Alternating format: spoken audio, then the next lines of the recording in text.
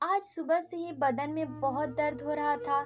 जैसे तैसे उनके लिए नाश्ता बनाया। लंच पैक नहीं करने की गालिन थी सो अलग। शुक्र है कि आज बच्चों की छुट्टी थी। घड़ी की तरफ देखा तो 9:30 बज रहे थे। सोचा एक अपने लिए चाय भी बना लूं और एक पेन किलर ले लूं। तभी दरवाजे की घंटी बजी। मेरा ध्यान आकर्षित किया। रसोई से ही आवाज लगाई कि आती हूँ। दरवाजे खोला तो एक गरीब बूढ़ी महिला मेरे दरवाजे पर थी। उसका मलिन चेहरा देखकर मुझे उस पर तरस आ गया और पूछा, आमा भूख लगी है क्या? मेरी बात सुनते ही उसके चेहरे पर खुशी और दुख के भाव एक साथ दिखाई दिए। मैंने कहा, अम्मा अंदर आ जाओ, बैठो, मैं देखती हूँ कि कुछ खाने को है या नहीं। हाथ से नहीं का इशारा करके वहीं दरवाजे पर ही बैठ गई। मैं वापस रसोई में आई और सोचा कि अब क्या करूं। फ्रिज में देखा तो रात की थोड़ी सी सब्जी और थोड़ा सा गुत्था हुआ आटा रखा था। जल्दी से गैस पर तवा रखा और रोटी बनाने लगी। इतनी देर में तवा गर्म हुआ। मैंने सब्जी को भी मिक्रोवेव में गर्म करने के लिए रख दिया। अपनी तकलीफ को मैं शायद भूल गई थी। जल्दी जल्दी 4 मोटी रोटियां बनाई और सब्जी को भी थाली में डालकर दरवाजे पर ले गई। अम्मा दरवाजे की चौखट पर सर को टिकाए आंखें बंद किए हुए थी। मैंने उनको हिलाया और कहा, अम्मा ये लो खाना खा लो। उन्होंने आंखें खोली और मेरे हाथ में थाली देकर उनके चेहरे पर एक बहुत ही दयनीय सी मुस्कान आई। मेरे आगे हाथ जोड़कर धीरे से बोले, बिटिया ये रोटी मैं घर जाकर खा लूंगी, तुम अखबार में लपेट दो, मेहरबानी होगी सब्जी भी रोटी के साथ लपेट देना। मैंने आग्रह किया कि वो यहीं खा ले, पर वो बार बार यही विनती करती रही कि वो यहाँ नहीं, अपने घर जाकर खाएंगी। मैंने उनके कहने के हिसाब से रोटियां को अखबार में लपेट दिया और सब्जी को एक प्लास्टिक के डिब्बे में डालकर उनको थमा दिया और वो मुझे दुआएं देते हुए मेरे सर पर हाथ रखकर वहाँ से चली गई। दिल को एक सुकून सा मिला कि चलो भलाई का काम कर दिया, और मैं अपने लिए चाय बनाने रसोई में चली गई। ऐसे ही कुछ दिन निकल गए। मैं बाजार के काम से घर से कुछ दूर गई थी। वापस लौटकर आते हुए आज सोचा कि रिक्शा नहीं करती हूँ, पैदल ही घर तक चली जाती हूँ।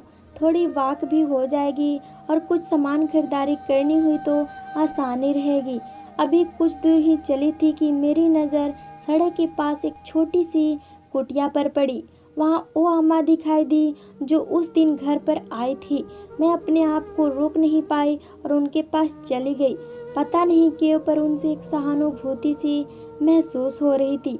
देखने में तो गरीब और लाचार जरूर थी, पर उनके चेहरे पर जो सहनशीलता थी वो कुछ अलग ही थी, जिसको देखकर मुझे उस दिन भी कुछ अजीब सा जरूर लगा था। मैं उनके पास गई और उनको प्रणाम किया। उनसे उनका हाल पूछा और उनके इस जगह पर रहने का कारण पूछने से मैं खुद को रोक नहीं पाई। मेरे सवाल पर वो थोड़ा झिझक गई और उन्होंने अपनी नज़र झुका ली। मेरा हाथ पकड़कर मुझे अपनी कुटिया में ले गई। वहाँ चरपाई पर एक बूढ़े व्यक्ति को दिखाकर मुझसे बोली, बिटिया ये मेरे पति हैं और मेरे पति यहीं पास में एक बहुत ही आलीशान मकान में रहते थे। मेरे पति का अच्छा कारोबार था। हमारा एक बेटा है जो अभी विदेश में रहता है। हमने उसको अच्छी शिक्षा देने के लिए विदेश में भेजा था, परंतु पढ़ाई करने के बाद वो वहाँ ही काम करने लगा। वहीं घर लेने के लिए उसने अपने पिता से काफ़ी पैसे मांगा, तो मेरे पति ने अपनी दुकान को गिरवी रखकर उसको पैसे भिजवा दिया। उसने कहा कि मैं आप लोगों को अपने साथ विदेश में ही रखूँगा। उसने वहीं शादी कर ली और एक दिन उसने कहा कि मैं आप दोनों को लेने आ रहा हूँ, आप तैयारी कर लो। हमने कहा कि इतना बड़ा घर किसके लिए है, हम यहीं रहेंगे और तुम भी अपनी पत्नी को लेकर वापस आ जाओ, हम सब मिलकर बहुत खुश रहेंगे।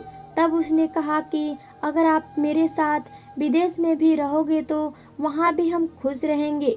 अभी आप लोग यहाँ अकेले रहते हो तो मुझे आप दोनों की बहुत चिंता रहती है। मेरा काम बहुत अच्छा है और हम सब साथ में रहेंगे तो एक दूसरे का अच्छे से ध्यान रख पाएंगे। तब हमने सोचा कि बेटे की बात मान लेने में ही भलाई है।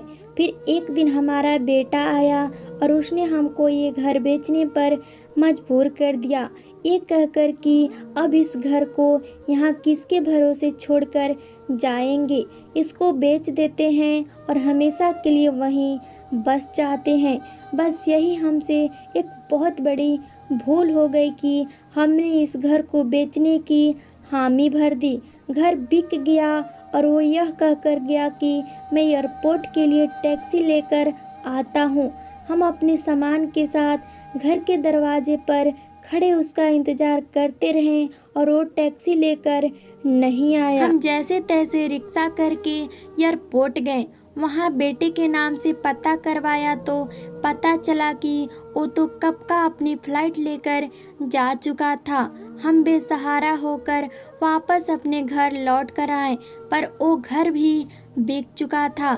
हम कहीं के नहीं रहे थे। हमारे साथ हमारे ही औलाद ने विश्वासघात किया था।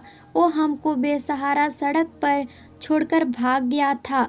हम इतने शर्मिंदा थे कि अपने किसी रिश्तेदार को भी ये सब नहीं बता सकते थे, क्योंकि उन सब ने हमको ऐसा करने के लिए मना किया था।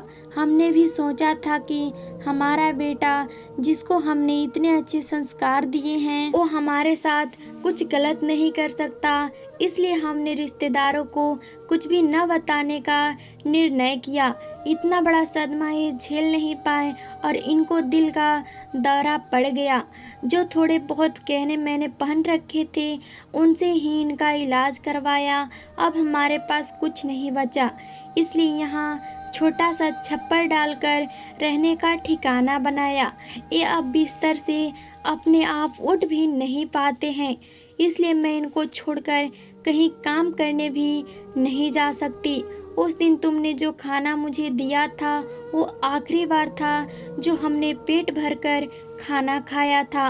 अब समझ नहीं आ रहा था कि क्या करूं। मैं उस अम्मा की बातें सुन रही थी और मेरी आंखों के सामने बस वो मंजर घूम रहा था जो भी उनके साथ हुआ था।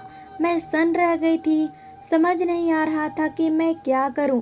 जल्दी से मैं अपना पर्स टटोला और उसमें से कुछ रुपए निकालकर उनके हाथ में थमा दिए और ये बोलकर वहाँ से निकली कि माँ जी, मैं जल्द ही आपसे दोबारा मिलूँगी।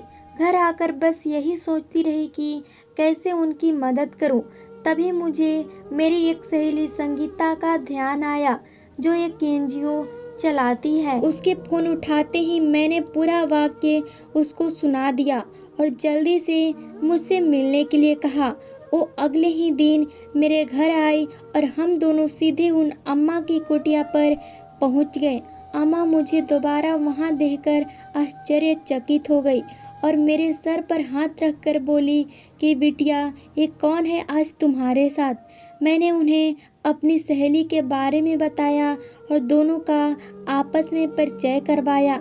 मेरी सहेली ने उनसे दोनों की पहचान पत्र मांगे और अगले दिन आने का कहकर चली गई। अगले दिन वो अपने साथ एक मिनी ट्रक लेकर आई थी और उसने मुझे अम्मा की कुटिया पर ही फ़ोन करके बुला लिया। हमने ड्राइवर की मदद से उनका सारा सामान उस ट्रक में लोड कर दिया और एक ऑटो रिक्शा से हम उन दोनों को लेकर वृद्धाश्रम के लिए निकल गए। वहां पहुंचकर हमने उनका सारा सामान अच्छे से व्यवस्थित करके एक कमरे में लगा दिया। वहां उनके रहने की अच्छी व्यवस्था थी। कमरा छोटा जरूर था पर साफ सुथरा था। 2 पलंग पास में लगे थे, उन पर साफ चादर बिछी थी और साथ में एक स्टूल पर पानी का जग और 2 गिलास रखे थे। हमने उन दोनों को वहां सही से बिठा दिया था और उनके लिए खाने की व्यवस्था करने के लिए चले गए। वो एक बहुत ही साफ सुथरा वृद्धाश्रम था, जहां और भी काफ़ी बूढ़े लोग थे जिनको उनके औलाद ने यहाँ रहने पर विवश कर दिया था, जो अपना सब कुछ छोड़कर यहाँ रह रहे थे।